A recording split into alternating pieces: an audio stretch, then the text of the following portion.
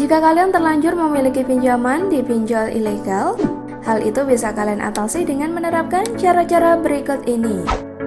Lalu, bagaimana cara mengatasi pinjaman online ilegal? Untuk mengetahuinya, simak video ini sampai selesai.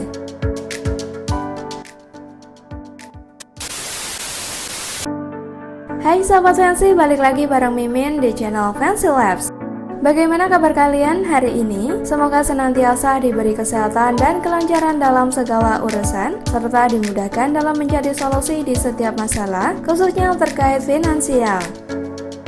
Nah sahabat Fancy, di video ini Mimin akan share ke kalian semua terkait mengatasi pinjaman online ilegal. Sebelumnya, Presiden Joko Widodo tengah menyorot maraknya penipuan dan tindak pidana keuangan digital yang terjadi atas pesatnya gelombang digitalisasi. Secara spesifik telah mendengar bahwa banyak masyarakat bawah yang tertipu dan terjerat bunga tinggi oleh pinjaman online ilegal, yang ditekan dengan berbagai cara untuk mengembalikan pinjamannya. Lalu, bagaimana mengatasi pinjaman online macet?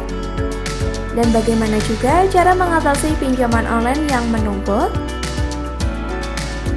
Menurut Satgas Waspada Investasi, cara mengatasi pinjaman online ilegal tidak usah bayar bisa kalian lakukan jika cara penagihannya sudah tidak sesuai aturan yang diterapkan.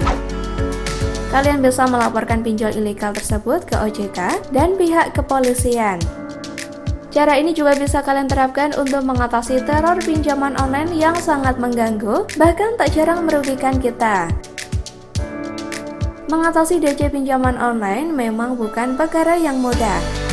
Tapi yang pasti ada cara untuk menghindari DC, yakni kalian harus melapor ke polisi. Lalu bagaimana cara mengatasi pinjaman online ilegal? Dan bagaimana mengatasi debt collector pinjaman online?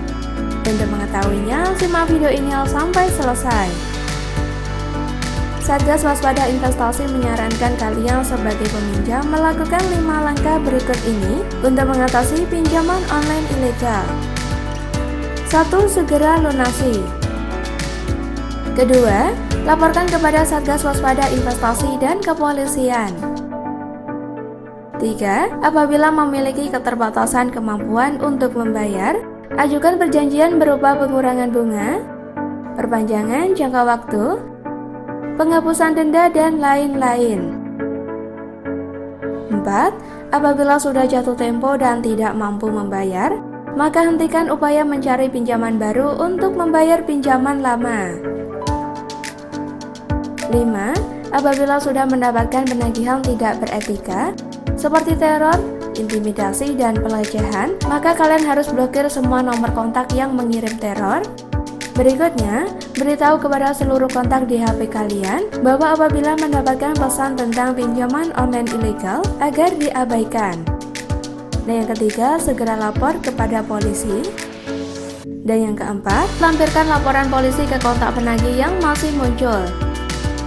Laporan atau pengaduan kasus pinjol ilegal bisa kalian lakukan melalui website patrolicyber.id dan info@cyber.polri.go.id atau di kontak OJK melalui 157 dan WhatsApp di nomor 081 157 157 157. Atau kalian juga bisa melaporkannya melalui email konsumen@ojk.go.id atau waspadainvestasi@ojk.go.id.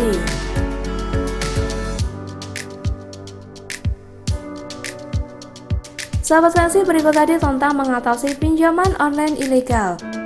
Jika kalian punya pertanyaan, langsung saja tulis di kolom komentar. Dan buat sahabat Fancy yang mengalami kesulitan finansial, boleh banget curhat ke Mimin by komentar, supaya kita bisa bantu untuk menemukan solusi yang tepat bersama-sama. Jangan lupa untuk setia nonton video Fancy, karena akan ada giveaway dana kaget setiap minggu. Oke, sampai jumpa di video berikutnya.